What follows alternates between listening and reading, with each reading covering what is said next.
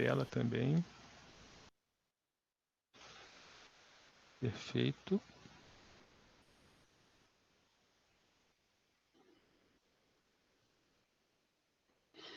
Ok.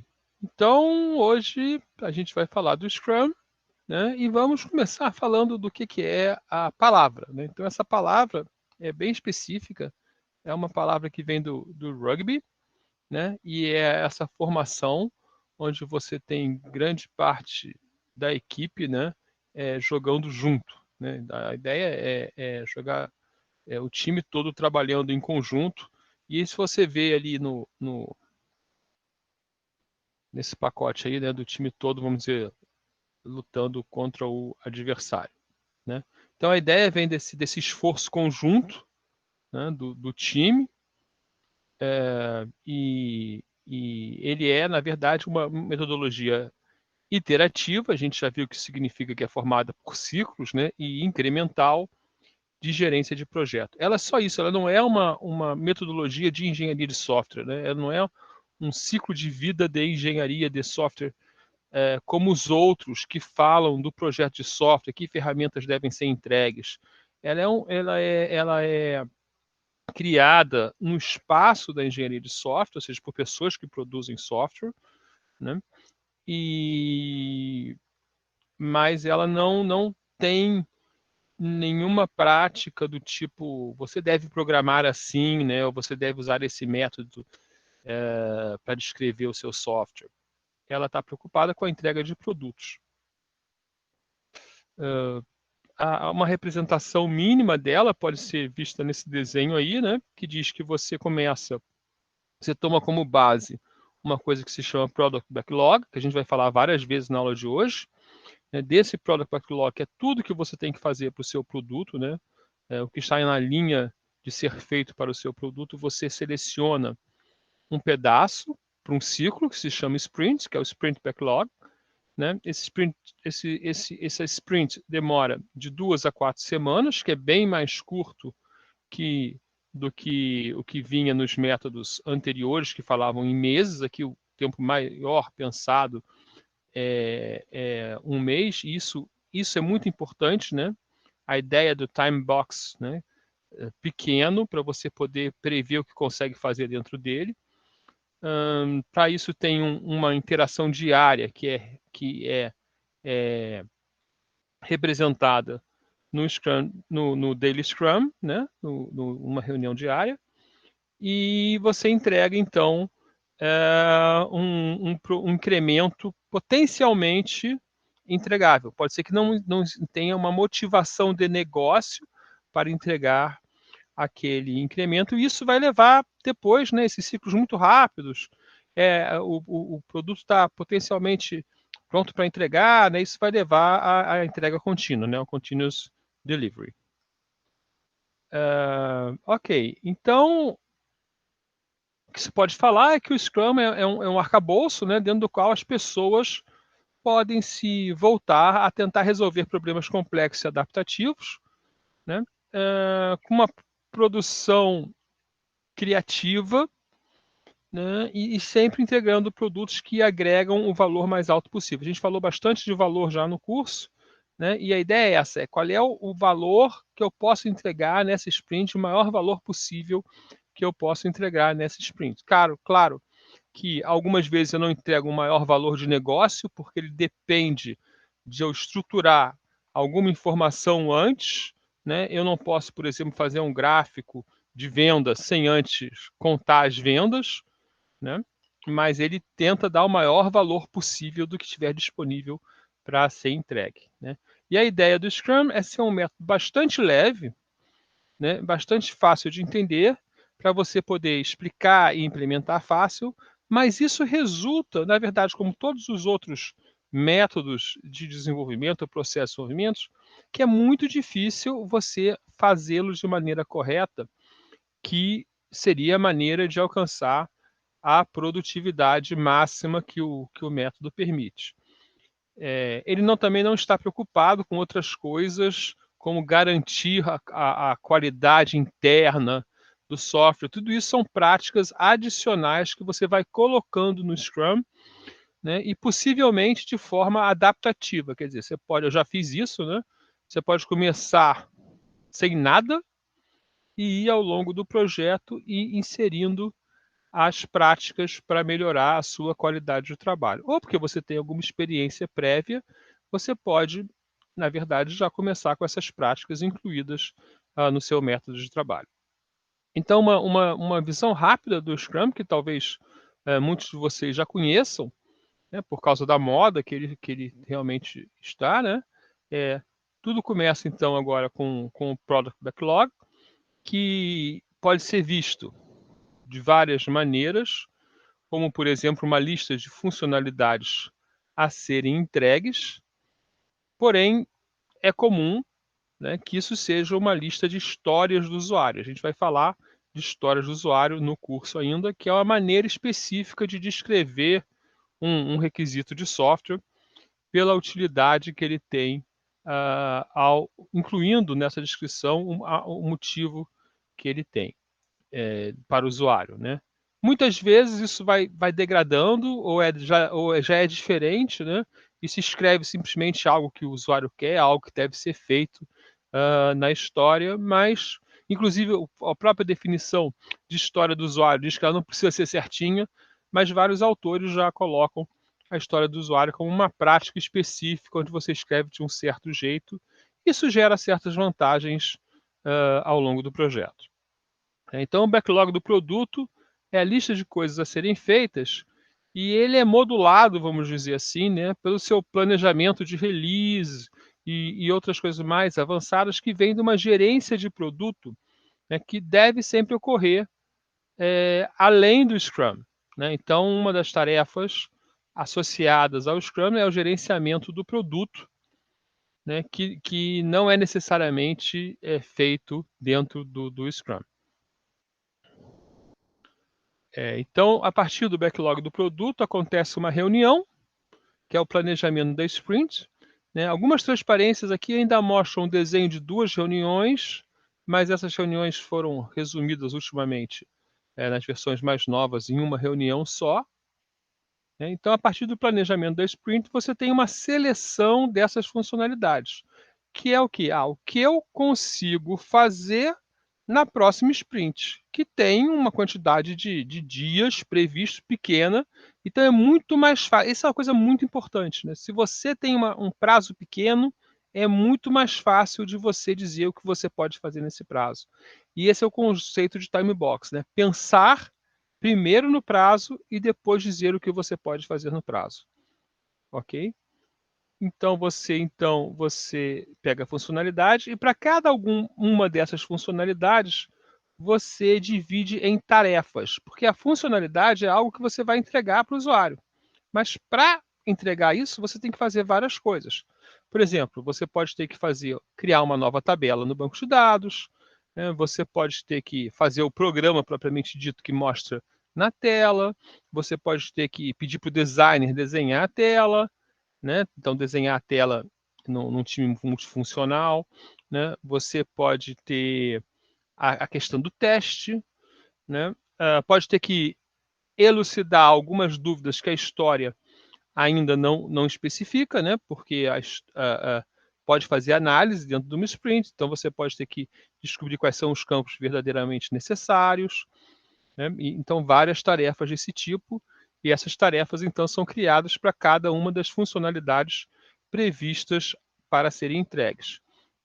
Essa lista de tarefas não precisa ser total, tem que ser o que você mais consegue planejar, mas ao longo da sprint, você pode criar ou destruir tarefas, né? O que não afeta o resultado final da sprint. Já mexer nas histórias afeta o resultado final. Se você não concluir uma história, você tem o risco de falhar a sprint, né? E você, acabando todas as histórias, você vai ter que pegar uma história ainda não escolhida para sprint para realizar. Ok? Senão também não acaba a sprint antes, não é esse o objetivo. Então, isso a gente chama de backlog da sprint. E aí você entra no ciclo de produção. Aqui, né, é fazer as coisas, né, possivelmente fazendo até algo muito parecido com uma mini cascata, quer dizer, porque você vai ter que descobrir detalhes de análise, descobrir detalhes de desenvolvimento, descobrir detalhes de teste e detalhes de implementação, de implantação. Então, esse trabalho mas não necessariamente nessa ordem, né? Você pode já saber algumas coisas e começa a programar, por exemplo, você já sabe a base de dados, então você começa a trabalhar algo relacionado, e depois você tem uma tarefa de descobrir algumas coisas como mostrar na tela, que você, num sistema mais formal, faria antes, você pode deixar para mais tarde, porque se mais tarde é nos próximos 3 dias, 5 dias, né? Já que você vai fazer várias funcionalidades, várias histórias do usuário por sprint. Né? E aí, uma reunião importante é essa reunião de alinhamento diário, né? O que eu fiz, o que eu vou fazer, sempre focando na entrega das funcionalidades da sprint. E quando acaba a sprint, então você tem funcionalidades prontas, que são incrementos ao produto. Né? Então, nessa iteração é feita uma entrega incremental para o produto. E em cima dessa entrega é feita com os clientes a revisão da sprint. Então, esse é um processo que a gente poderia chamar de homologação das suas entregas, onde o cliente vai dizer se está satisfeito ou não. E não interessa se foi o que ele pediu ou não. Né? Ele pode você entregar exatamente o que ele pediu e ele não ficar satisfeito. Isso é grande parte da ideia do desenvolvimento colaborativo, do desenvolvimento com engajamento do cliente, né? Que ele vai entender, eu pedi isso, mas não era isso que eu queria. Né? Agora que eu entendo, quando ele vê, ele entende o que acontece, né? E ele decide, então, não querer. Um exemplo que eu tive na minha vida profissional, né, é um cliente que pediu um formulário cheio de informações específicas, né? E quando a gente entregou, ele falou: o cliente não vai preencher isso. Né? É melhor então você só botar um cabeçalhozinho e o cliente colocar um PDF com o documento que tem essas informações. Né? Porque ele entendeu que que o cliente já estaria fazendo esse documento e não iria preencher de novo todo o formulário. Né? E a gente vê coisas semelhantes acontecerem em sistemas que a gente usa, né? Onde você tem que entregar, por exemplo, um projeto para o governo, né? E o governo, em alguns sistemas, ele pede um PDF, em outros sistemas, ele pede que você preencha vários campos, o que torna esse processo muito mais difícil para quem está fazendo o projeto. Preencher 35 campos de projeto, né? 50 campos de projeto, torna isso mais difícil. Por outro lado, garante a quem está julgando que os campos vão existir, esse tipo de coisa. Então, a revisão da sprint é uma parte de atender o cliente. Então, o atendimento ao cliente ele fica, né, entre a reunião de planejamento de sprint e a revisão do sprint. Mas tem uma outra reunião que é extremamente importante, né, que é a reunião de retrospectiva da sprint. Então, a retrospectiva é uma reunião de aprendizado do time. Né? É uma reunião a gente diz, né, a gente analisa o que está acontecendo, o que aconteceu naqueles 15 dias, por exemplo, e propõe olhar outras coisas, né, melhorias, que serão, então, investigadas como implantar e como devem ser feitas depois. Ou pode só identificar o problema e isso ser resolvido depois. O importante é que a reunião é de avaliação e aprendizado da sprint. E essa reunião é uma reunião muito rica, né? E devo dizer que essa reunião tem uma grande importância e muitas equipes decidem não fazê-la, porque tá com pressa, não tem horário, e esse é o erro mais grave, né? Porque não fazer algo aqui, né? Primeiro, são muito poucas coisas, mas essa reunião que mantém o Scrum melhorando. Né? você vai identificando as suas práticas, né, e vai dizendo que precisa fazer novas coisas ou precisa fazer com mais atentamente alguma coisa que você já faz. Tem uma pergunta, né, da Lorena. No caso de uma equipe grande que trabalha com vários projetos, é aplicado um Scrum para cada projeto? Mais que isso, é aplicado... Primeiro que as equipes do Scrum, elas são equipes dedicadas, isso é muito importante, né? E os profissionais são dedicados. Então, é difícil você, acho que quase enlouquecedor, vamos dizer assim, não faz sentido para o Scrum você ter equipes não dedicadas ao projeto, né? Então, tudo isso se faz com uma equipe dedicada ao projeto, dedicada ao cliente. Possivelmente, podem existir alguns profissionais compartilhados, né, por outros motivos, por exemplo, o DBA, né, que é a pessoa responsável por aprovar o seu modelo de dados e colocar lá no banco de dados da empresa, e ele gerencia isso. Então, aí essa pessoa ela vai ter que trabalhar com um grupo, né, é um recurso compartilhado entre vários times. Além de você ter times dedicados, você também tem um limite de tamanho. Então, se você tem um projeto que precisa de 30 pessoas, provavelmente você vai dividi-lo em 3 de 10 ou 4, vou falar aqui 4 de 8, não é bem 4 de 8, mas um tamanho assim de 7, 8, porque tem um número ótimo para o Scrum, que funciona entre 3 e 15, vamos dizer assim, mas entre 7 e 8 é um bom número, né? Até porque o tamanho dessas reuniões, né, na reunião diária, menos, né? Então você tem maneiras de organizar o Scrum para projetos maiores que um time, né? E isso é um estudo adicional, né, que é o estudo de como fazer um Scrum em projetos maiores. Então, tem algumas maneiras de organizar. A mais conhecida chama Scrum de Scrum, onde você tem um Scrum de líderes, de representantes, né, que pegam as tarefas, né? Você tem um Scrum de representantes dos outros times, né? Então, cada time envia um representante para o Scrum de times, e esse representante pega as histórias para o seu time e leva para o seu time. Ok? Isso de maneira bem geral. E aí voltamos ao início, né? Após as 2 reuniões, a gente volta ao início. A gente muitas vezes faz, por causa da alocação de tempo do cliente, né? A gente faz a revisão da sprint, logo depois faz o planejamento do sprint, para ocupar uma tarde, né? São 2 horas, tem que ser cada reunião, né? As reuniões também tem toda uma ideia de gerenciar o tempo das reuniões. As reuniões são de 2 horas no máximo, o Scrum diário é para ser de 15 minutos, né? Então a gente tem essa volta, né? Algumas vezes também, alguns projetos você entrega na sexta e faz o planejamento na segunda, né? Uma coisa assim. Várias coisas dependem também do liberdade do cliente de ter tempo, né?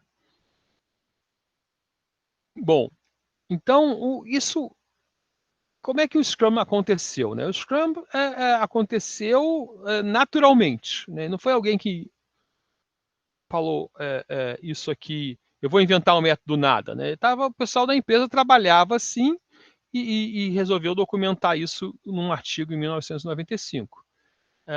Então, uma das características é que isso está para atender originalmente projetos imprevisíveis e complicados, quer dizer, onde você vai, de certa forma, investigando o que vai fazer, né? E outra característica é ser bastante flexível. Então, ele é bastante flexível, mantendo um core, né, um centro de atividades obrigatórias muito pequenas, onde você vai introduzindo ou retirando outras atividades, não aquelas, você não pode tirar essas, né, por meio da crítica ao trabalho, na crítica não no sentido de falar mal, mas de entender, né, do aprendizado, na reunião de retrospectiva, e percebendo o que é necessário para o time, né? Também ficou comum falar em valores do Scrum, né? Primeiro é respeito dentro da equipe, né? Respeito ao cliente, do trabalho de todos, né? O comprometimento de todos com o trabalho, né? O foco em um projeto só, principalmente, né? A coragem de fazer as coisas, né? e a abertura a ouvir todos que estão ao seu redor.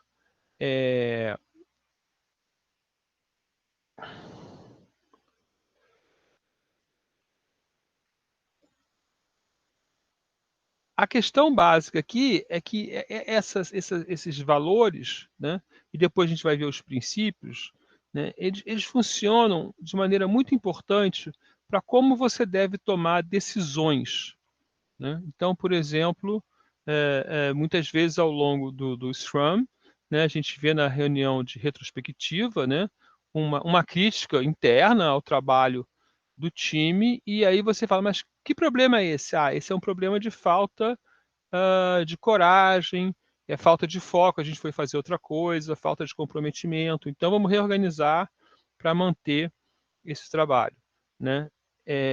Tem uma frase assim no guia, né? Que não é possível fazer o Scrum sem todos envolvidos estarem atentos a cumprir os seus compromissos, né? Então, isso é muito importante.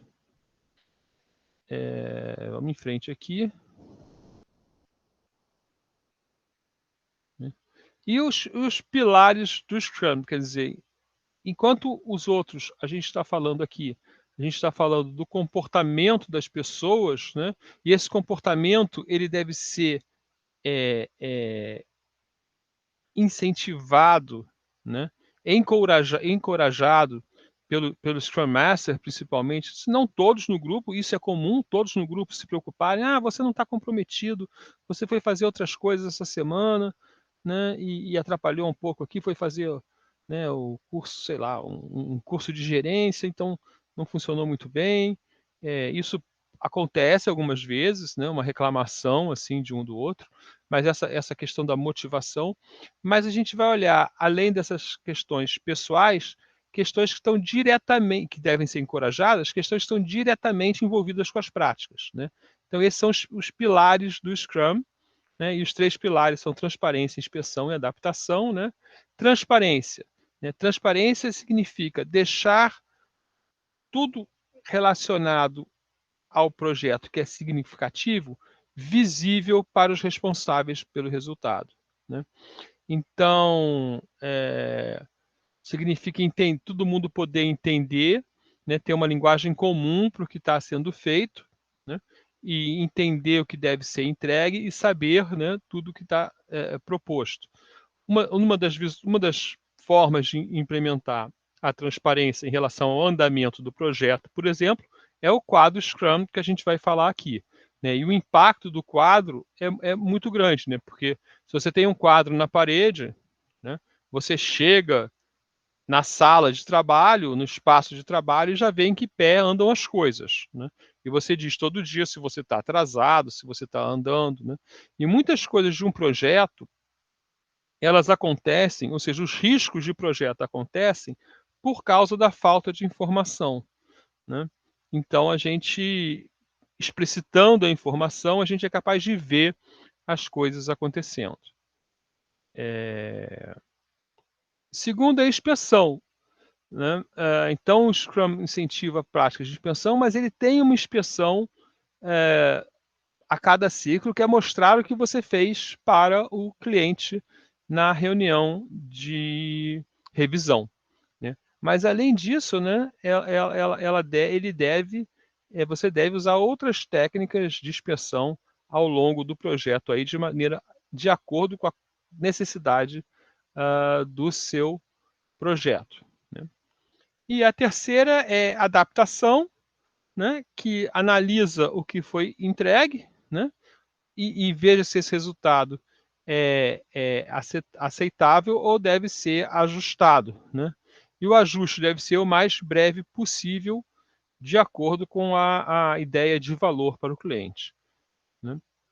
Então, uma maneira de dizer isso é na hora da revisão, né, se o cliente não gostar de uma entrega, né, porque não atendeu o que ele pediu ou porque ele entendeu que não é aquilo, geralmente ela volta imediatamente para o próximo ciclo, para a próxima sprint, né? Então você entregou uma tela, o cliente falou: você não colocou aquele botão que eu pedi, né? Esqueceu de fazer o link para o help, ele fez várias reclamações e aquilo volta imediatamente para a próxima sprint. Acontece algumas vezes, né, do cliente olhar para uma entrega e falar, não é assim que eu quero e eu não quero mais isso agora, porque nessa sprint, nesses últimos 15 dias, as minhas prioridades mudaram. E o projeto e o processo permite que isso aconteça, né? Então, a gente já passou por essa ideia e vai olhar agora, né, a famosa, uma relação até com a ideia do Semantics. Quer dizer, o Scrum, ele é um método, ok? E como método, ele é uma composição de práticas. E essas práticas não são inovadoras, são práticas que a gente já entendia como boas práticas.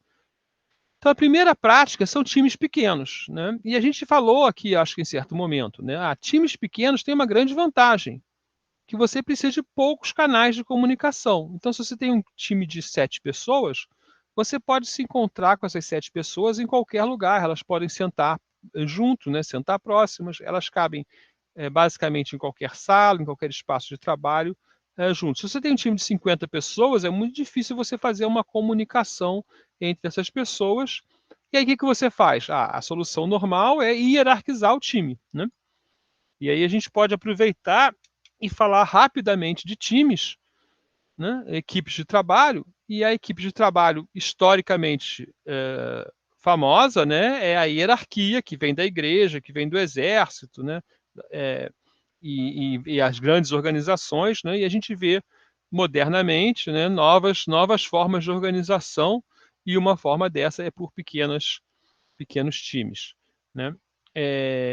A divisão do trabalho em pequenos entregáveis. E o que é pequeno? Pequeno é um trabalho que você consiga entender, que consegue fazer nessa time box curta, né? Então, a gente vai simplesmente medir os nossos trabalhos, né, por uma previsão de esforço de entrega, mas que garante que ele cabe ali, que eu consigo prever o que vai ser feito, que eu consigo prever todas as tarefas que eu tenho que fazer para entregar aquilo em uma reunião de 2 horas, né? Então, tem várias características do Scrum que vão garantir isso simplesmente por uma limitação do que você pode fazer, né? Então, se você só tem 2 horas para planejar uma sprint, a sua sprint só pode ter 15 dias, ou no máximo 3 semanas, né? E ela é composta de histórias que você consegue prever o que vai fazer nesse espaço de tempo. Então, as histórias se tornam mais simples. E como você faz as histórias complicadas? Você quebra em histórias mais simples, né? Divida o tempo em interações pequenas e de tempo fixo, que é o que a gente chama de time box, né? E demonstrar sempre o resultado no final desse tema. Então, essas práticas são práticas todas já existentes, né? E todas que as pessoas sabem que fazem sucesso e que estão reorganizadas nesse método de uma forma específica, né? E o foco na entrega, né? Esse foco na entrega significa que a cada 15 dias se discute a prioridade das entregas, né? E se entrega o maior valor de negócio no menor tempo possível, né? Então, as prioridades devem ser determinadas pelo valor de negócio, e apenas depois disso determinado é que a gente pensa na ordem de implementação.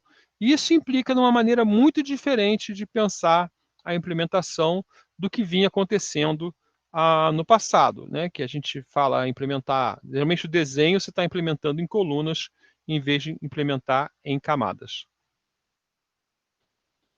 Tem uma pergunta aqui, né? 2 perguntas, uma eu pulei aqui.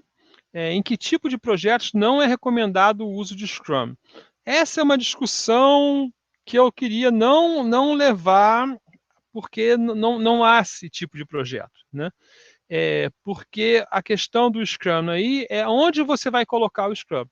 Então, por exemplo, uma coisa que a gente tem alguma experiência, que são contratos com o governo, né? São contratos com o governo que a forma contratual dificulta muito o uso de Scrum com o cliente, né? Porque exige entregas fixas em prazos longos, porque é assim que o cliente fez a concorrência, né?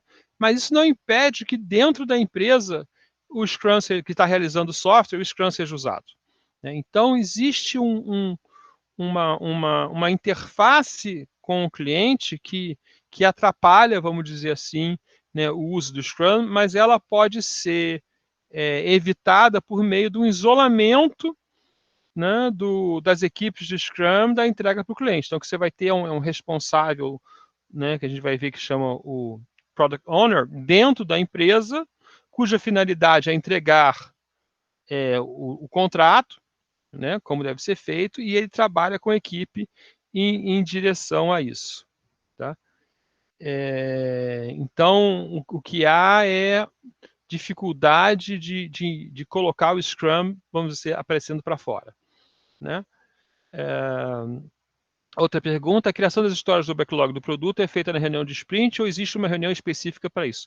Existe uma reunião, um ciclo que a gente chama de sprint zero, né? Onde essas histórias são levantadas a priori e depois histórias novas são colocadas tanto na reunião de sprint, quanto na reunião de revisão, quanto em qualquer momento que o Product Owner quiser, porque ele tem a gestão do Product Backlog. É a função uma das funções do Product Owner é a gestão do Product Backlog. Né? Ok. Né? E então a inspeção contínua, né, pelo product owner, né, a cada simples, a inspeção contínua, a entrega, a visualização do que foi feito, isso feito em tempo curto, né, isso aumenta o engajamento, né? Então essas reuniões de revisão, né, elas servem para aumentar o engajamento, para o cliente ver a equipe trabalhando e criticando o que foi feito, falar, não quero assim. Eu passei até agora por um exemplo, né? A gente estava trabalhando com uma suposição original do projeto, que tinha que entregar uma decisão, né? Então a gente tem lá uma tela, né? E essa tela a gente tinha que mostrar, a gente entendeu na primeira reunião, e na verdade isso que foi falado, que tinha que dizer se era, vamos dizer assim, se você devia tomar uma ação ou não. Né? Então era essa a nossa previsão. E aí quando a gente mostrou essa tela, já para um outro grupo de pessoas que vai realmente usar, né? Elas viram isso e falaram, não, isso não funciona para a gente, eu não quero essa decisão que você faça, eu quero que você coloque o motivo da decisão. Né? E aí a gente colocou lá o motivo da decisão. Então, a gente identificou essa característica, e aí pelo conjunto de características, né, que são muitas, na verdade, a pessoa vai decidir se toma a ação ou não. E aí isso evoluiu em outra reunião, a gente falou, olha, não dá para pegar 2.000 características e colocar aqui, mas a gente consegue agrupar em alguns grupos, vamos ver qual é o grupo mais importante de características que vocês querem, e a gente fala, então a gente quer isso, isso, isso, né? Daí são várias, no caso, é uma coisa de direito, então é tudo que é relacionado à prisão, né? Se solta, se prende, né? E aí tem várias coisas que são feitas, né? E aí qualquer uma dessas coisas que leva à prisão do cliente, ou à soltura do cliente, a gente bota uma marquinha lá, ó, isso aqui é esse assunto. Né? Então a gente começou, então a gente agora tem muito menos assuntos que levam à decisão lá no sistema. Né? E a é importante, né, que não existe Scrum sem outras técnicas de engenharia de software. Né? Você ali, ele é só o mínimo que você tem de gerência, de gestão e a capacidade de criticar o próprio processo. Tá? Então a gente já tem essa visão geral, e aqui entra a pergunta ali, né, da criação de histórias. Na verdade, a gente tem 3 fases grandes no Scrum. Né? É o planejamento e arquitetura inicial, você tem que dar uma largada. Isso hoje em dia é chamado mais de sprint zero, uma época, ou por outros autores, é chamado de pré-jogo. E aí você tem lá os vários ciclos de sprint, tem uma hora que você fecha o projeto. Né? Então, no pré-jogo, você tem esses planejamentos geral, né? Arquitetura do sistema, projeto de alto nível. Né? No jogo, você tem todo o desenvolvimento, né? Que inclui sprints, desenvolvimento mesmo, integração, revisão, ajuste do software. Né? E o pós-jogo seria simplesmente o fechamento do projeto, que é uma coisa que tem que acontecer. Tá? Então, nessa fase inicial de pré-jogo, sprint zero, né, é uma fase de preparação, você tem algumas atividades que deve fazer. Né? Então, quando se fala de Scrum, e, por exemplo, no guia do Scrum, né, que vocês têm lá e devem ler, né, tem o guia do Scrum até em português, acho que eu botei em português e inglês, mas vocês devem ler, é uma leitura simples, são 17 páginas, né, para entender mais da filosofia, como são feitas as coisas, né. Isso não é falado, porque está preocupado com a execução. Agora, para poder fazer essa execução, você tem que ter alguma coisa pronta antes, né? Então, você tem atividades de planejamento, né? E você precisa estabelecer a visão do produto. Então, a visão do produto é uma coisa bastante importante, né? Porque ela fala ali, o que ela fala? Ela fala do que é o objeto do trabalho, né? Ela fala por exemplo, ela pode falar dos objetivos SMART que a gente viu, né, no Project Model Canvas, ela fala dos problemas, dos benefícios, né? Então, a visão do produto, né, ela estabelece o que a gente vai fazer ou o que a gente vai resolver, né? Uma pergunta assim, quando o Scrum não é recomendado? Essa resposta hoje é nunca. Ele sempre pode ser uma maneira de fazer. Mas quando o Scrum é uma das técnicas mais importantes de você escolher? Qualquer trabalho investigativo, ou seja, onde você só tem o problema e não sabe qual é a solução. Aí o Scrum ele é extremamente indicado, né? Porque ele vai fazendo tentativas, ele é fácil de ser trabalhado em tentativas de curto prazo, né? E se fala também da arquitetura, né? Hoje a gente vive, apesar de arquitetura de software ser um tema importantíssimo, né? Hoje a gente vive um mundo de arquitetura, entre aspas, pré-fabricadas, né?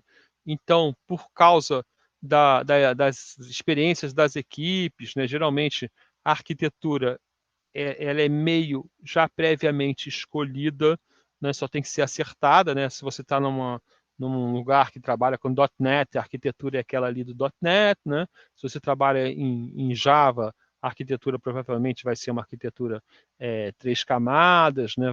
Vai usar lá um banco de dados, um mapeamento objeto relacional. Se você trabalha em Ruby, vai usar Ruby on Rails. Então, a gente já tem mais ou menos umas famílias de arquitetura, né, bem fechadas. Mesmo assim, você tem que escolher, você tem que determinar, tem que ser, ó, a gente vai fazer assim, vai mudar, ó, a gente usava aquele padrão aqui, mas agora vai usar outro padrão, porque a gente já viu que é melhor, né? Então tem a experiência. Vai começar com uma arquitetura mais simples, porque a gente não sabe ainda o que o software exige de carga, né? Então a gente começa com a arquitetura simples, e é importante só resolver o problema quando ele existe, né? Então tem um projeto aqui de alto nível. E algumas coisas relacionadas ao planejamento, né? A criação do backlog, aqui está a resposta, né? A definição do que é valor antes de criar o backlog, quer dizer, o que a gente vai entregar, e aqui uma atividade muito boa de ser feita no Sprint Zero é o Project Model Canvas, né? Então, em certo momento, essa empresa que eu conhecia viu, então de todos os nossos projetos a gente vai fazer o Project Model Canvas antes dele começar, porque isso é uma boa ideia. Foi uma sugestão minha ali num ciclo de revisão, de retrospectiva da própria empresa, né? Numa reunião de revisão, como a gente pode melhorar o nosso Scrum. No Sprint Zero, faz o Project Model Canvas. Então, a definição de valor é importante, o Project Model Canvas ajuda ela, porque ele fala em justificativa, objetivo e benefícios, né? Fala do negócio. Criação do backlog, né? Então, ali a gente já pode, por exemplo, mudar o nosso Project Model Canvas para colocar nos requisitos histórias de usuário, que a gente vai ver o que são, né? Ver que a gente tem uma certa realimentação, né, das nossas coisas ágeis aqui, que a gente vai ter um foco maior no curso, né?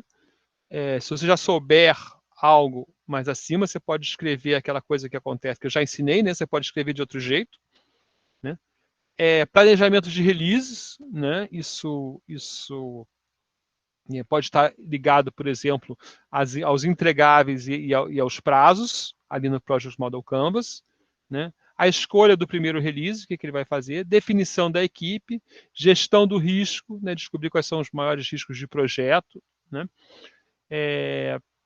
Ajuste na infraestrutura de desenvolvimento. Isso é uma coisa que a gente percebeu, que eu percebi na minha carreira, e várias outras pessoas que trabalham comigo constantemente percebem, né? A importância de congelar, né, a infraestrutura de desenvolvimento, porque a tendência do desenvolvedor é instalar coisas adicionais para ele, né? Eu quero, saiu a versão nova, eu vou colocar do Python, eu vou colocar, saiu a versão nova do editor, eu vou colocar aquela biblioteca, ou eu instalei na minha máquina um negócio que melhora com o compilador.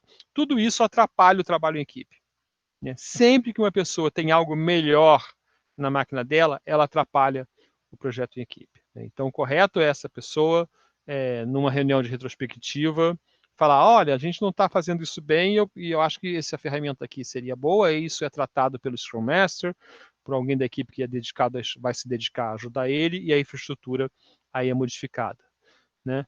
Estimativas de custo do projeto, né? Também já se faz lá no Project Model Canvas para começar, mas pode ser mais bem tratada, né? E, obviamente, né, você tem que falar, né, olha, então vamos fazer mesmo, né? É isso aí. Isso aqui que a gente combinou aqui, antes, né, meio que pré-combinou, agora é assim que vai fazer, com essa arquitetura, com esse Product Backlog, com esse plano de gestão de releases, né? Com essa primeira release, com esses prazos, com essa coisa, né? Porque há um avanço na necessidade de especificar certas coisas. E duas especificações são extremamente necessárias, né? A primeira é a definição de pronto e a segunda é a definição de preparado. Então, pronto é o seguinte, quando eu entregar um incremento, o que ele tem que ter, né? Então, por exemplo, em um conjunto de projetos, a nossa definição de pronto ele tem que ter qualquer modificação feita na base de dados especificada, né? Ou seja, se você mudou a base de dados, você tem que criar lá uma especificação da mudança, né? O novo ER, né? As instruções que modificam a base do estado anterior, né? Tem que ter a implementação, o teste unitário, a comprovação do teste de integração, né? No nosso caso, tinha um help em vez de manual, né? Então toda entrega tem que estar mapeada no help, né? Então tinha esse conjunto de coisas que a gente tinha que entregar. Então não era só entregar o software, né? O software era a parte mais importante, mas outras coisas que garantiam, né? Por exemplo, que vai ser utilizado é a alteração do help significativa à parte que foi entregue, né? Senão não está pronto. Você não pode mostrar para o usuário, né? Na reunião de revisão, você vai dizer, ó, não consegui acabar. Por quê? Porque eu não fiz o help, né? Não é pronto. E o preparado? O que é o preparado? O preparado, que é uma definição um pouco mais difícil, é dizer o que é suficiente para que tem que estar pronto na história para que ela seja colocada em uma sprint, né? Por exemplo, tem equipes que fazem só programação, né? Tem uma equipe Scrum aqui que faz só programação. Então, ela precisa receber modelos, né? Ela precisa receber, pode ser pronto, seja, o modelo de dados está pronto, a tela que vai ser feita está pronto e a especificação de ações num card do tipo de história do usuário está pronta. Então, aquela equipe Scrum que faz só programação, ela vai fazer isso. Eu posso ter uma equipe Scrum que faz só anúncio, né? Porque ela está numa empresa de publicidade. Então, lá o pronto dela vai ser diferente. Tá? Então, você fecha, né, esse sprint zero, esse pré-jogo, essa preparação, né, tendo os itens de backlog confirmados e escritos de maneira combinada, né, provavelmente tendo um modelo de domínio, né, um modelo básico de dados que representa o domínio que você trabalha, para você conhecer o jargão de alguma forma, né? A arquitetura organizada de maneira a atender os requisitos que você tem naquele instante, né? Não tomar decisões antes de você ver as coisas acontecendo, né? Ver o que pode dar errado, os riscos gerados por isso, né? E uma reunião geral de todos os times para combinar, olha, todas as mudanças, todas essas maneiras aqui são a maneira que a gente vai trabalhar. Okay? Isso leva, então, veja só que a gente gastou aqui quase 1 hora, 50 minutos, né, para contextualizar e botar o que a gente vai fazer antes. Ok? Isso nos leva, então, ao Scrum, né, que é uma o centro dele é um trabalho de desenvolvimento de algo, né? Então, ele é uma sequência de sprints, né, que dá um tempo para realizar requisitos com uma qualidade que é verificada lá na revisão. Os requisitos são as histórias de usuário no Product Backlog, né, por um custo fácil de calcular, porque o meu custo basicamente no software é a equipe trabalhando naquele tempo, né, e realizando o seu trabalho de maneira colaborativa, né? Então, uma coisa importante aí, várias coisas que eu já falei, mas uma coisa importante é o ritmo de trabalho, né? Então, uma característica das equipes Scrum é que elas entendem quanto elas podem entregar em cada sprint, porque elas começam a ter um ritmo de trabalho. E a ideia desse ritmo também ajuda elas a se autorregularem e perceberem, poxa, essa semana a gente errou aqui, ó, a gente foi meio devagar, então na próxima semana vamos dar uma aceleradinha, né? Então tem uma autorregulação, né? E o produto tem que ser projetado, codificado e testado durante a sprint, né? Se você tem um projeto de maior risco, olha só, em relação à pergunta de quando usar, né? Você deve usar uma sprint menor. A minha experiência é que é uma experiência meio interessante, né? É que sprints de 3 semanas são melhores para começar o projeto e geralmente o projeto tem uma vontade de mudar para sprint de 2 semanas. O problema da sprint de 2 semanas é que ela é curta, né? Uma sprint de 1 semana significa que você vai começar a sprint e terminar a sprint, né? Isso gasta mais ou menos um dia na prática, mesmo que seja uma reunião de 2 horas, você tem que preparar a reunião, né? Descobrir o que está pronto, né? Então isso gasta mais ou menos um dia. Então você fica, vamos supor que você gasta um dia para tudo, você faz uma reunião em um dia, as reuniões em um dia e trabalha 4 dias, né? Na prática, acaba sendo mais um dia, um dia e meio, 2 dias. Então, você tem pouco tempo de trabalho no meio. De 2 semanas, isso vamos dizer que fica 2 dias, um dia e meio para 10 dias. De 3 semanas, fica um dia e meio, 2 dias para 15 dias, né? Então, você está vendo ali, né, que a carga de gestão do Scrum para um tempo de 1 semana, ela acaba sendo alta. Então, pelo menos 2, né? Só que no começo de um projeto é muito difícil entregar, né? Porque você não tem nada rodando.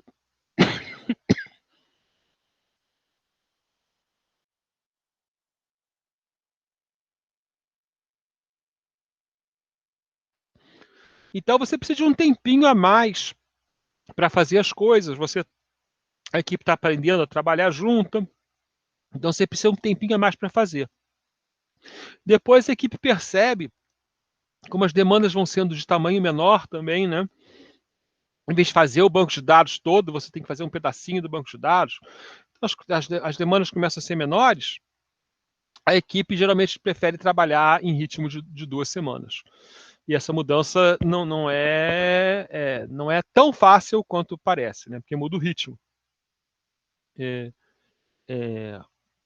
As tarefas, elas são selecionadas pela própria vontade da pessoa, né? Então você não deve determinar quem vai fazer o quê. Normalmente isso é combinado, é bem interessante, né? As equipes que começam a trabalhar juntos começam a combinar quem faz o quê, e aí tem que ter uma preocupação do Scrum Master para ninguém ficar especializado num tipo de tarefa, que o objetivo é que as equipes aprendam, né, a fazer tudo, sejam equipes multifuncionais, mas também com as pessoas com qualidades múltiplas, né? Porque você não quer ter um designer de tela. Bom, designer, geralmente você tem que ter um designer, mas você quer que as pessoas conheçam todo o sistema. Então, o Scrum Master deve não só facilitar o trabalho da equipe, mas facilitar os princípios de Scrum, né? Você tem que ter acesso durante a sprint ao PO para poder tirar dúvida, né? Ou até a usuários além do PO, né? E uma regra da sprint é evitar qualquer mudança no que foi planejado para ela, né? Não quer dizer que não possa haver uma mudança no que está sendo feito, né? Ah, eu combinei fazer essa tarefa aqui com o botão no lado esquerdo, fui falar com o PO, ele quer o botão no lado direito. Ótimo. Essa mudança pode. Não pode é trocar a história. Em projetos de times pequenos, né? Por exemplo, acontece de você estar fazendo uma sprint e vir uma demanda urgente do cliente, do tipo, olha, mudou não sei lá o que no meu negócio e a gente descobriu que não tem função para fazer isso. Então a gente precisa o mais urgentemente possível de uma função nova. Ou acontecia, você está usando o cliente, a gente teve um cliente que usava uma API, né, ele puxava produtos, né, puxava informações de um outro órgão, né, de uma outra organização, não era um órgão do governo, mas de uma outra organização, e essa organização falou, olha, a gente vai mudar a nossa API. Né? Você, em vez de chamar a função XYZ, você vai ter que chamar a função KRM. E vocês têm tantos dias para fazer isso. Só que o cliente já queria ter isso pronto imediatamente, por causa do negócio dele, a função era melhor, né? Então ele falou: olha, para tudo, porque a gente quer isso aqui. E aí a gente tem uma coisa que é cancelar a sprint, né? Por causa da urgência de um pedido do cliente. Isso faz parte da adaptação, aí cancela a sprint, né? A gente já fez outras vezes, suspende a sprint, né, mas normalmente você cancela, o mais correto é você cancelar a sprint, fazer o que o cliente pediu e depois fazer outro sprint igual ou diferente daquela, como o cliente quiser. Então a sprint geralmente tem que ficar sem mudanças para você trabalhar com foco e poder realizar o trabalho. Né? Então a regra aqui é nenhuma mudança durante a sprint. A sprint pequena, né, favorece o fato de você não precisar mudar, porque o negócio não muda num ciclo de 15 dias. Então, muitas vezes você está num sprint lá, o cara fala, olha, vai mudar uma coisa aqui daqui a 3 semanas. Tudo bem, a gente acaba esse sprint. Na próxima sprint a gente faz isso. Ok? E outra questão importante, que é pouco falada, é que as sprints devem ter objetivos. Tá? Por quê? Imagina o seguinte, você está lá trabalhando em várias coisas que não têm relação. Então, seu trabalho fica desorganizado, fica sem foco. Então, normalmente, você faz um sprint para atender histórias que têm o mesmo objetivo. Por exemplo, você tem lá um software, então agora você vai fazer uma sprint para indicadores de tempo real. Então, isso já começa na conversa com o Product Owner, ou o próprio Product Owner pensando, né, o que ele vai entregar nas releases. Agora eu vou entregar, né, a release que faz isso, a release que faz aquilo, a release que faz aquilo. Para entregar essa release que faz isso, eu preciso dessas histórias aqui. Né? E lá no fechamento é a preparação para a liberação do produto, né? Você tem que fazer sempre uns trabalhinhos que não cabem muito bem no ciclo de sprint, como ajuste final da documentação, testes finais de pré-lançamento, preparação para reorganizar a equipe, porque você vai ficar só com uma equipe de manutenção, né? Então quem é que vai trabalhar em outro projeto, quem é que vai ficar na manutenção, né? O evento de lançamento, então várias coisas ali que podem ser feitas. Né?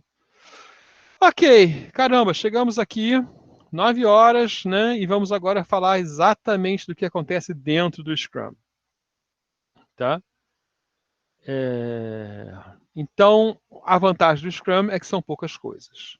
Tá? Então, em vez de mostrar 90 atividades que geram 120 documentos, como é no processo unificado, né? A gente vai falar de 9 conceitos. Ok? Então, a gente vai falar de papéis da equipe, como as pessoas trabalham na equipe. Né? A gente vai falar dos 4 eventos, das 4 reuniões, e a gente vai falar dos 2 principais artefatos que têm que existir no Scrum. Né? São papéis. Né? Existem 3 papéis importantes no Scrum. Né? O Product Owner, ou dono do produto, o Scrum Master, que não tem tradução e que não é um gerente, tá? E o time. Né, que pode se chamar de equipe. Antigamente no Brasil se chamava de equipe alguma coisa melhor que time, tá? Mas agora pegamos a palavra time do inglês e ficou. Sim. Desculpa aqui, deu uma caidinha aqui, mas é tradicional, né? Aí tem uma questão bem interessante sobre a equipe, né? Que é traduzida, né, para esse quadrinho eu vou mostrar agora, que ele é super famoso. E eu tenho que mostrar, né, a tela inteira aqui. Ele não para a gravação, mas continua, mas para a tela. Ok. Então, voltando aqui, né, tem esse quadrinho super famoso que eles fizeram lá, né, que é a diferença entre porcos e galinhas no Scrum, né? Então, o quadrinho, não sei se vocês conseguem ler, diz assim, né, a galinha vai convidar o porco, né? Ei, porco, acho que deveríamos abrir um restaurante, né? É o porco, eu sei não, qual seria o nome? Aí a galinha fala, ó, seria pernil com ovos, né? Aí o porco, não. Obrigado, eu estaria comprometido enquanto você estaria apenas envolvido. Então, e a gente usa muito agora, o meu grupo de trabalho usa muito, quem vai ser o porco, né? Quem vai fazer, né? Quem é o pernil, né? Então, a verdade é essa, né? O Scrum separa, a equipe são os porcos, né? A equipe é quem vai fazer. Então, é o Scrum Master, o time, o dono do produto. Mas tem um monte de gente envolvida, que são as partes interessadas, né? Fornecedores, parceiros, clientes, gerentes, que estão olhando o produto mais do alto, né? Usuários, né? Então, as outras partes interessadas estão apenas envolvidas, mas quem está realizando o trabalho é o Scrum Master, o time e o dono do produto. Essa pessoa é bastante importante.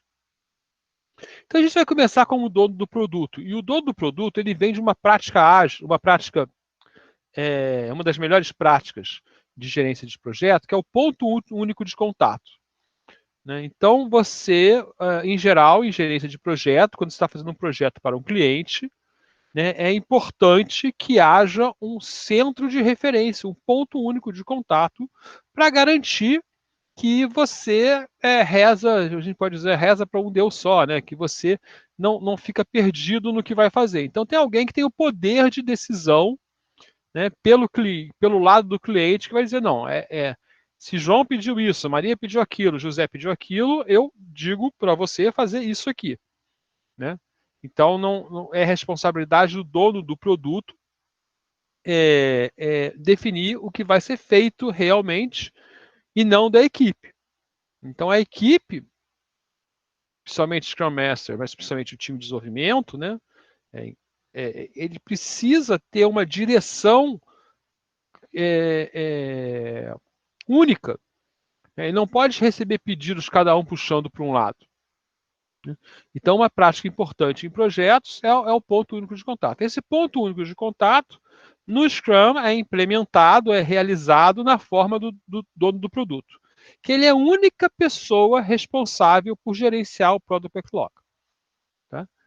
E garantir o valor, né, do trabalho que a equipe executa.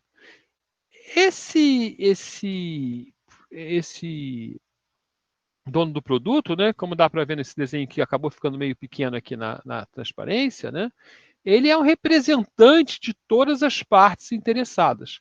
Em algumas empresas que fazem software, por exemplo, ele é o analista de sistema da empresa. Né? E em algumas empresas que compram software, ele é um analista de sistemas da empresa que compra software.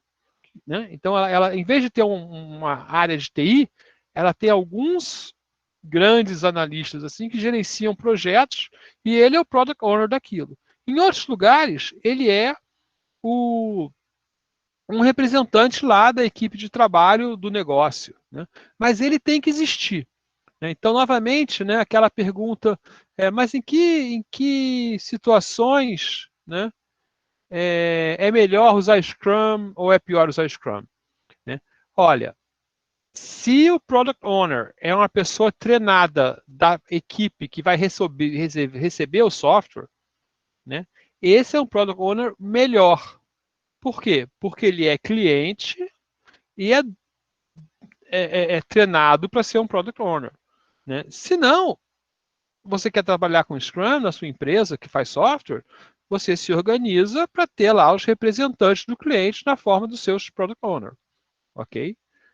Então tem lá a maneira de implementar o Product Owner. Mas ele tem que existir. Quer dizer, o time ele se reporta, ele recebe as necessidades de fazer e se reporta para entregar ao Product Owner. Ok? Então ele vai fazer o quê? Ele vai definir as funcionalidades do produto, né? decidir as datas de lançamento e conteúdo. Na verdade, isso aí muitas vezes passa para o gerente de produto, essa segunda função, né? Ele é responsável pela rentabilidade, ou seja, pela razão entre o custo e os benefícios que vão ser entregues por aquela sprint, por aquela release, né? Prioriza as funcionalidades de acordo com o valor, né? Ajusta funcionalidades tirando e colocando coisas, né? E aceita ou rejeita o resultado do trabalho. Um exemplo de Product Owner, decisão de Product Owner, por exemplo, foi um projeto que a gente fez a custo fixo, né? Então, olha só, você durante um ano, você vai receber tanto para fazer tudo que a gente combina para esse projeto aqui, né? Então, o projeto fazia certas coisas como visão, né? E foi se fazendo lá o Product Backlog, e tinha um item no Product Backlog lá que o Product Owner queria, né? Mas ele nunca achou que tinha prioridade ao longo do projeto, né? Isso, muitas vezes, provavelmente era o que a gente chama de gold plating, né? Quer dizer, há uma funcionalidade adicional que é muito elegante, muito bonita, muito sofisticada, mas que na prática não é necessária. Porque se fosse necessária, ele teria escolhido antes de outra funcionalidade para caber naquele preço. Então, esses métodos ágeis, às vezes, têm outros efeitos, né, que vão além do próprio efeito de desenvolvimento, porque são efeitos de negócio, né? Eu quero, né, fazer uma coisa aqui, mas se ela não é realmente necessária, então por que você vai fazer? Porque você não quer pagar por ela, ela não é necessária porque você, na hora de pagar, não quer pagar. Prefere pagar por outras coisas, né? Então, isso uma que eu falo, o sucesso de um projeto ágil, ele é diferente do sucesso de um projeto não ágil, porque a maneira de trabalhar e a maneira de escolher o que vai ser feito é diferente. Então, por exemplo, num projeto não ágil, essa funcionalidade não teria sido feita e seria uma falta de funcionalidade no projeto entregue. No ágil, ela nunca foi pedida.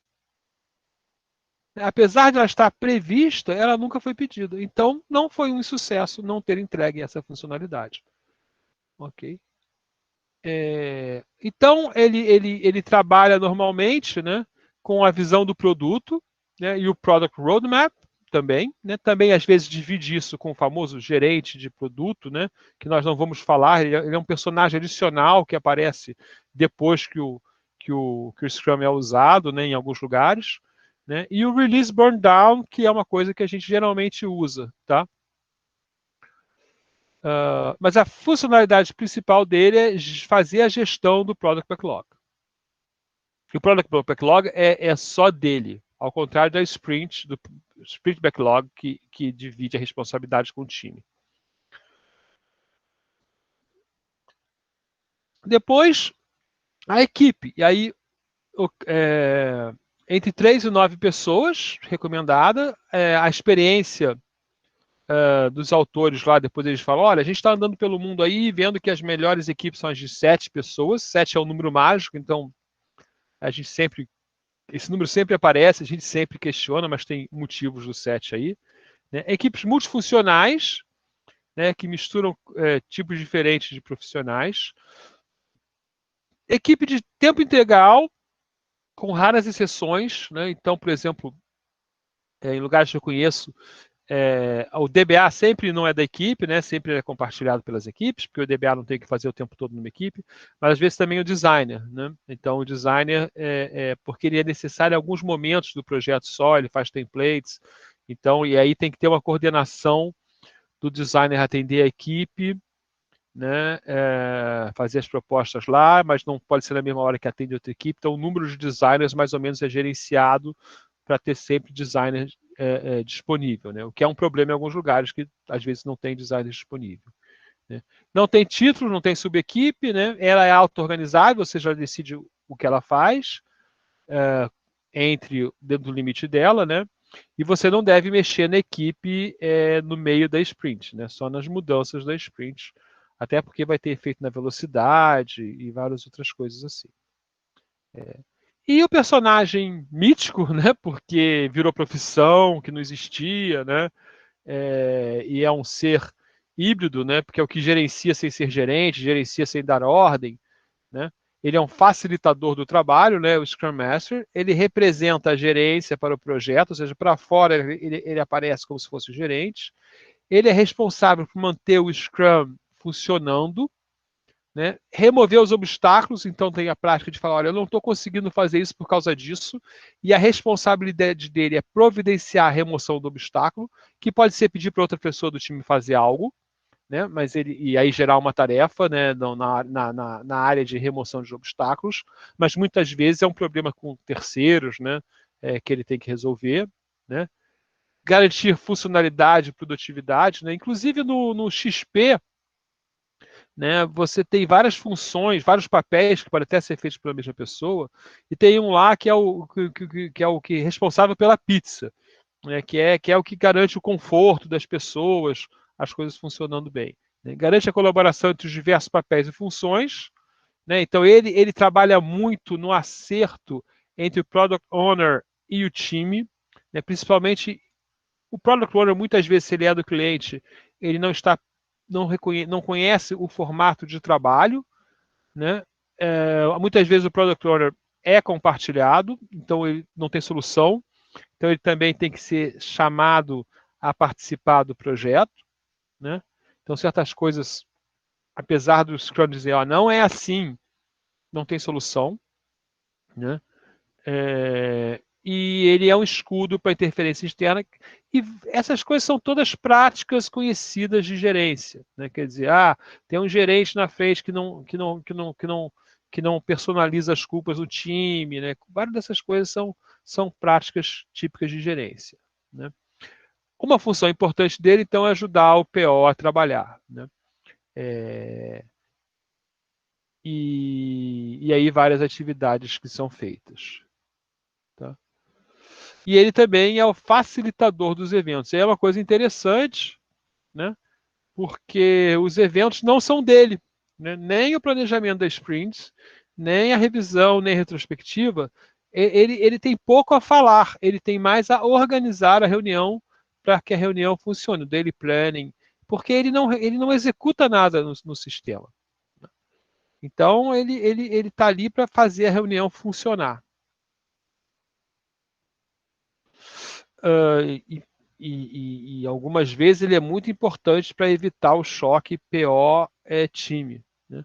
Porque são coisas naturais do projeto, né? O PO pode achar que o time está desempenhando pouco, né? O PO pode reclamar de todas as entregas numa reunião de revisão e o time ficar ofendido, né? Então ele tem que gerenciar, facilitar esse processo aí. Essas pessoas, então, o time, o Product Owner e o Scrum Master, né, eles vão trabalhar em conjunto nas reuniões, né, que são os nossos eventos, né? Então, o planejamento das sprints é a reunião onde a gente faz o quê? A gente analisa, né? A gente tem lá o Product Backlog, desde a sprint zero foi criado, né? As condições do negócio atuais que vão mudando, né? O produto atual como ele está, a interação atual, a tecnologia que está disponível para a gente, que pode mudar, né? As capacidades do time, que também pode mudar, pode sair uma pessoa, pode entrar uma pessoa, né? Então, isso nos leva à necessidade de definir um objetivo. Tá? Então, lembrando sempre, né? É muito importante que a sprint tenha um objetivo. Tem uma pergunta aqui.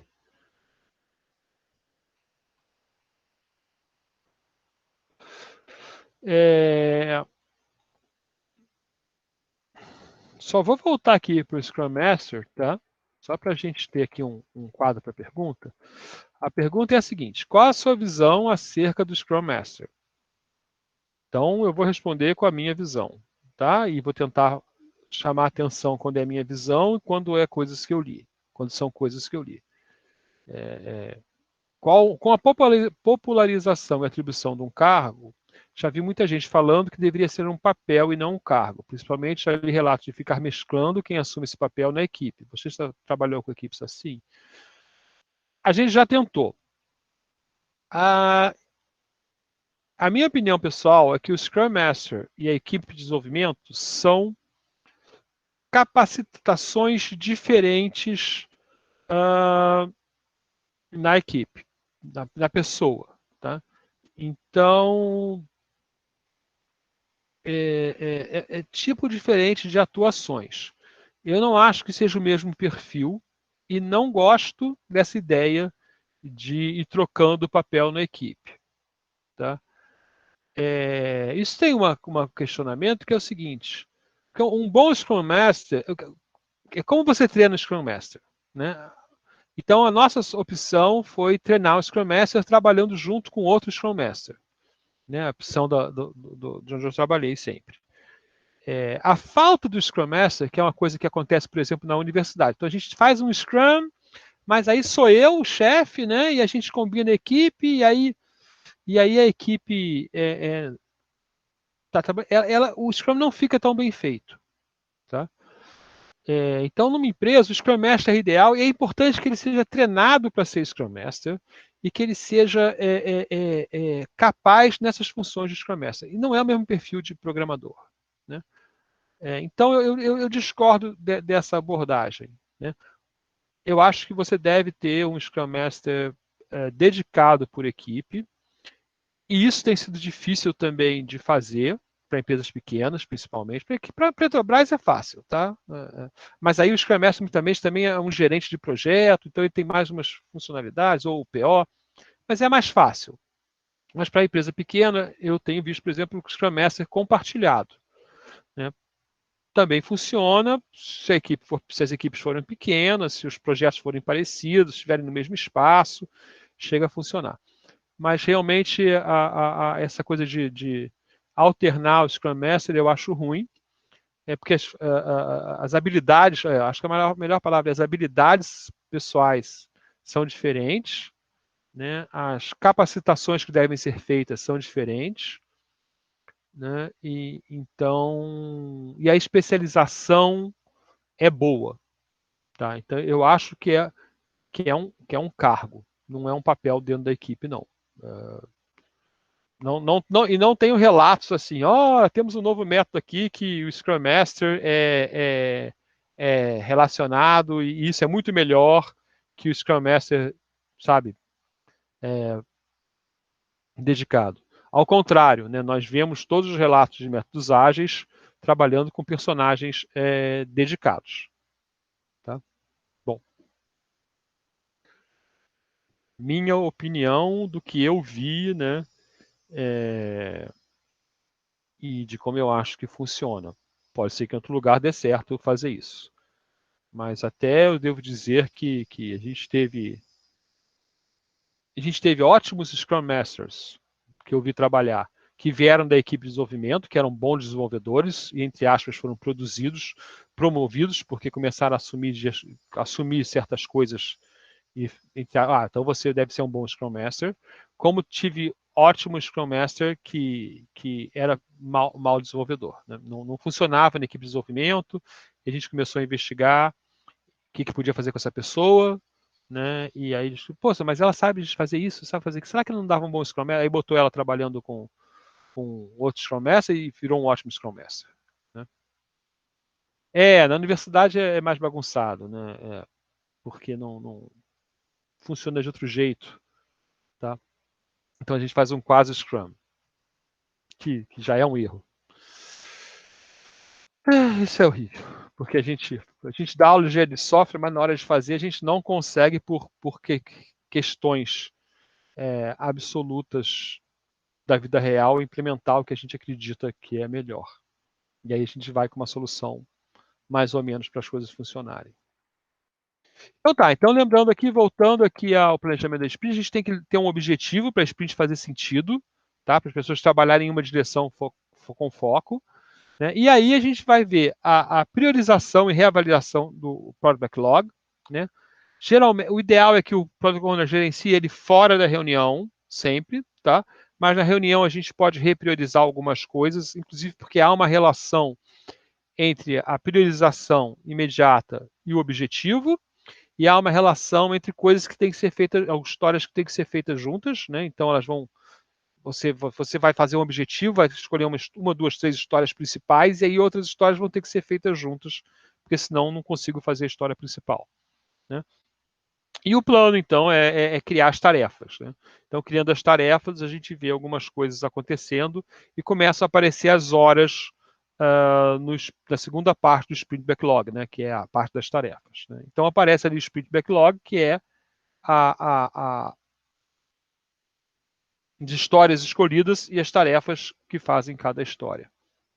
E aí a equipe é muito importante, né? Porque as pessoas falam, para isso então vou ter que mudar a tabela, vou ter que fazer a função de acesso à base, aí vou ter que fazer a tela, aí vou ter que fazer o teste, aí outra pessoa se lembra. E não, mas da outra vez que a gente fez isso, a gente também teve que fazer o help, aí teve que fazer. Então as tarefas vão aparecendo assim pela colaboração do time, né? E aí tem a relação, né? O PO só sabe histórias, o PO, inclusive, nem sabe o que é programar, né? E o time sabe o que fazer. Né? Então, o time. Agora sim, o ideal, o comportamento ideal é o seguinte: o PO dá o objetivo, bota a prioridade e o time escolhe o que ele consegue fazer. Quando ele não faz uma história, primeiro, se ele perceber que a história é grande demais, ou seja, que ele pode perceber que a história é grande demais, ele pode perceber que a história não está pronta, então ele não entendeu a história ainda, não pode fazer, né? E ele pode também falar que aquela história não tem relação com o objetivo, né? Então pular uma história da prioridade do PO.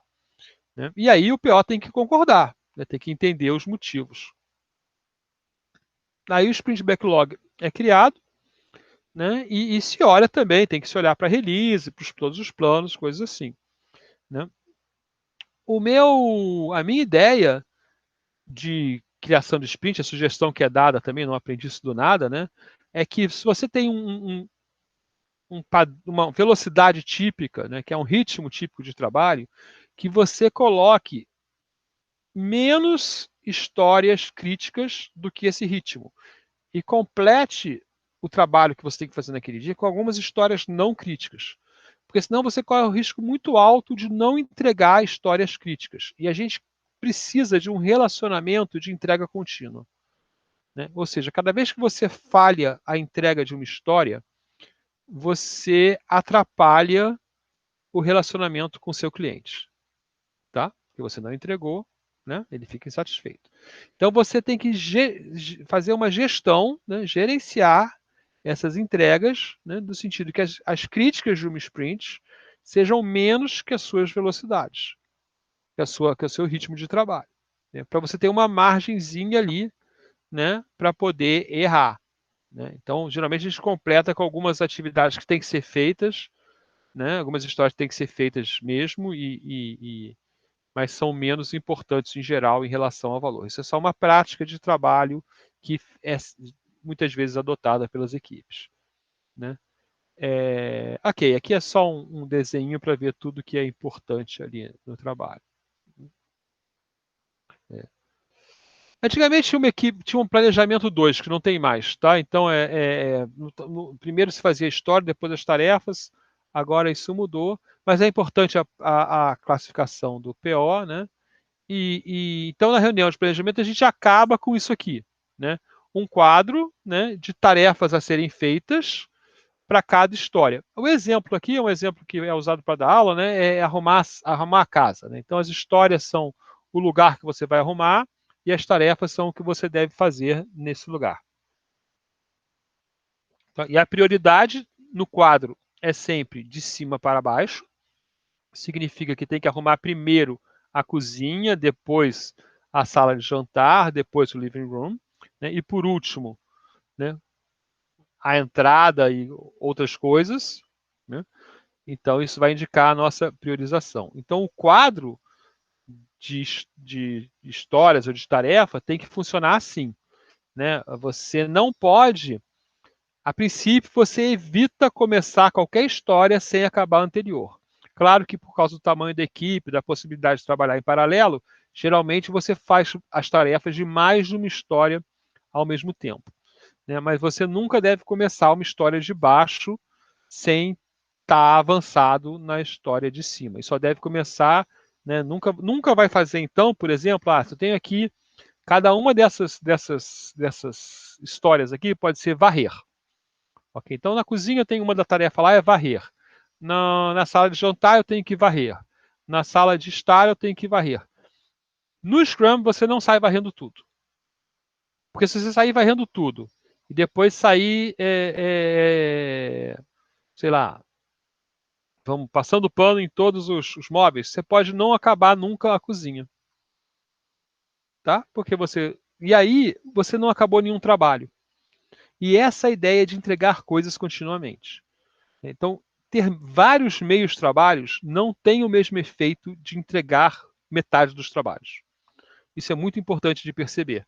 Né? Não tem o mesmo efeito na relação do cliente, não tem o mesmo efeito na autoestima do grupo, não tem o mesmo efeito na melhoria de produtividade. Então, é muito importante entregar histórias.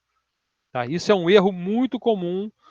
Quem está começando o Scrum é fazer em paralelo. Né? Então, vamos fazer todas as nível 1, todas as tarefas 2, todas as tarefas 3, e aí você não entrega nada no Scrum. Ah, mas eu entreguei metade de cada coisa. Agora eu faço mais um sprint e entrego o resto. Não, você não entregou nada. Né? Isso é ruim para o projeto, para o relacionamento, para o andamento do projeto. Esse é um ponto bastante importante. Né? Aí tem um exemplo de quadro de tarefas. Né? Deixa eu dar uma olhadinha aqui no horário. Né? O mais simples é o a fazer, fazendo e feito. Né? Geralmente as equipes trabalham a fazer, fazendo, aprovando e feito, né? Porque tem que verificar, fazer o teste e tal. Então a gente tem sempre as equipes começam a trabalhar de uma maneira que vai trabalhar o teste e coisas assim. Então geralmente tem mais de um. Né? Aqui é a fazer em execução e pronto. Né? Pronto porque pronto é o termo. Né? O que é preparado e o que é pronto. Né? Lembrem disso. E só pode entrar aqui no sprint se tiver se a história estiver preparada. Tá? Senão não entra na sprint. Então a gente tem que ter a ideia da história toda entendida como deve ser. E o Scrum diário é uma reunião cujo objetivo é combinar o que cada um vai fazer. Né? Então ela deve ter 15 minutos, ela é obrigatória, né? Isso é uma questão muito importante, né? Organizar o horário onde todo mundo vai se encontrar e vai falar, alô, né? Eu fiz isso ontem, vou fazer isso amanhã, vou fazer isso hoje, né? Não é para resolver nada, então deve fazer o Scrum diário e se precisar alguém se reunir depois para resolver algum problema, se faz depois, né? Só pode falar, como tem aquela questão do porcos e da galinha, né? Pode ter outras pessoas presentes, mas elas não podem falar, elas são observadores, né? E o objetivo é evitar reuniões adicionais desnecessárias, tá? E aí tem essa questão aí que é geralmente todos de pé, né? Para não ter que ter mesa, reservar sala, nada disso, né? Em torno do quadro, geralmente também, em pé em torno do quadro. Né? Então, uma maneira de fazer, né? Uma maneira recomendada é 3 perguntas: o que você fez ontem? Né? Aí você vai lá e mexe as suas tarefas, né? O que você fará hoje? Né? Você escolhe a sua tarefa lá e bota do pronto. O que você fez ontem, né? Você tira a tarefa do em execução e põe no pronto. Né? O que você fará hoje? Você pega a tarefa do a fazer e bota no execução. E algum obstáculo você fala, olha, eu não estou conseguindo fazer isso porque não tem memória suficiente na minha máquina. E isso aí é registrado em algum lugar no quadro. Né? Geralmente tem um espaço especial para obstáculos ou é colocado direto em cima da tarefa que está sendo feita. Né? Isso aumenta muito a transparência do projeto. Né? Primeiro, você vê o projeto andando. Segundo, você vê desempenhos personalizados, né? A pessoa que não entrega, e aí você vai descobrir, mas por que. Aí o Scrum Master, né, tem que estar de olho, descobrir o que está acontecendo. Talvez o grupo, por exemplo, esteja escrevendo tarefas muito grandes.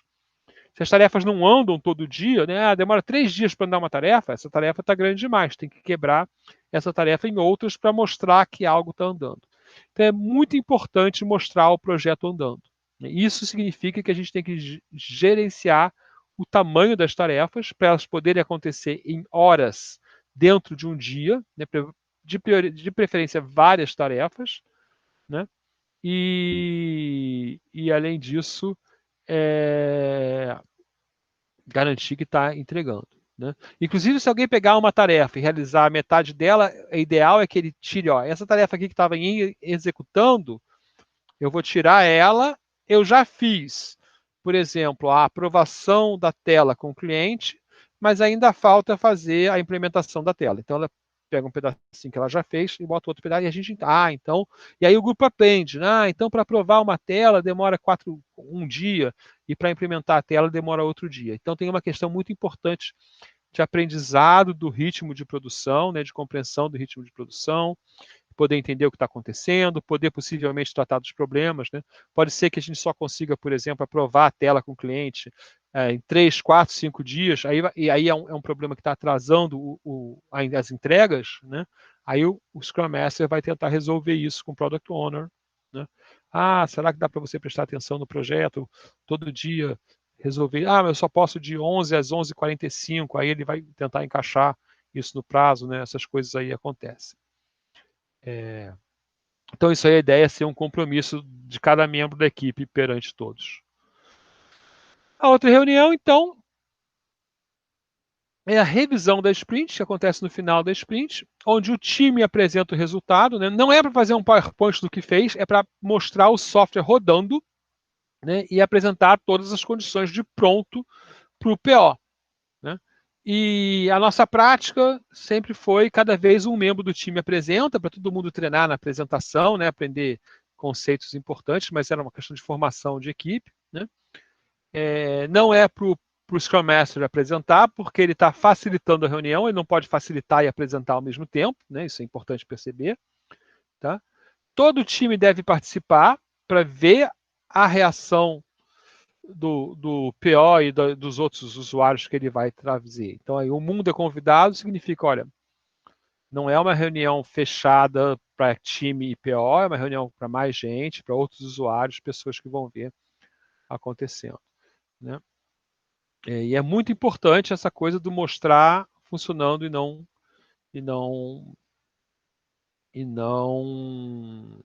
mostrar slides. Eu fiz isso, não tem essa explicação.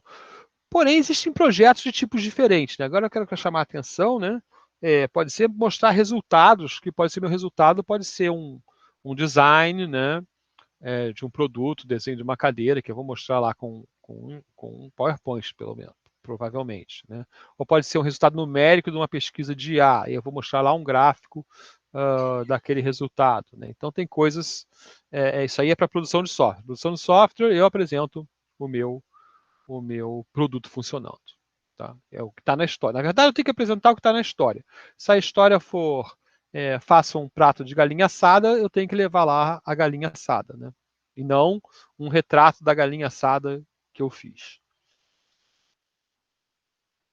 E a retrospectiva, que é uma reunião que é sugerida em 30 minutos, nunca consegui fazer em 30 minutos, feita após cada sprint, e aí, para mim, ela é a reunião mais importante da qualidade do Scrum. Eu chamo a atenção a isso, porque muita gente fala, não vamos fazer retrospectiva, não aconteceu nada essa sprint. Sempre aconteceu. Você faz a reunião, mesmo que ela seja curta, mas sempre aconteceu. Tá? E nessa reunião, onde todo o time pode participar, o time diz o que ele gostaria de iniciar, uma maneira de fazer isso. Tá? Iniciar a fazer, parar de fazer e continuar fazendo. Essa é uma maneira de fazer retrospectiva. A gente fazia em vários projetos eu fiz. Primeiro a gente identificava coisas que deram errado. Coisas que deram errado, em vez de parar de fazer. Coisas que deram errado. Coisas que a gente podia fazer para melhorar o que deu certo e o que deu errado. E coisas que deram errado, coisas que deram certo. Na verdade, desculpe, a gente fazia assim, a gente fazia um quadro, dava post-its vermelhos e verdes, aí o que deu errado, o que deu certo, postava lá, e aí fazia uma discussão limitada em tempo, de o que poderia fazer para melhorar aquela situação. Tá? Então, minha prática foi essa. E aí, bom, a gente está indo num tempo bom, Os artefatos, ok, que são o Product Backlog, o Sprint Backlog e a entrega, o incremento. Então, o Product Backlog é a lista de requisitos. A gente vai falar de história de usuários, tá? História de usuário. Acho que eu vou falar logo na próxima aula. Tudo que deve ser visto pelo usuário no projeto, tem que ter o valor explícito, né? E uma estimativa de esforço. Essa estimativa de esforço é feita pela equipe. Isso começa lá na sprint zero, né? O product owner vai organizando lá as histórias dele, a equipe vai dando os pontos, e ao longo do projeto as histórias provavelmente vão sendo quebradas e você novamente vai ser dado os pontos para essa história na reunião de planejamento. Então, por isso que a reunião de planejamento ela às vezes varia no tempo, porque tem que dar pontos, tem que dar a estimativa de muitas histórias, né?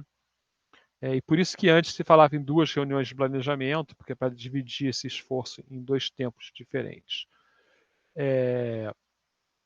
E o dono do produto, né, vendo as estimativas, ele vai repriorizando ou quebrando as histórias. Então, se ele vê lá, essa tarefa aqui tem.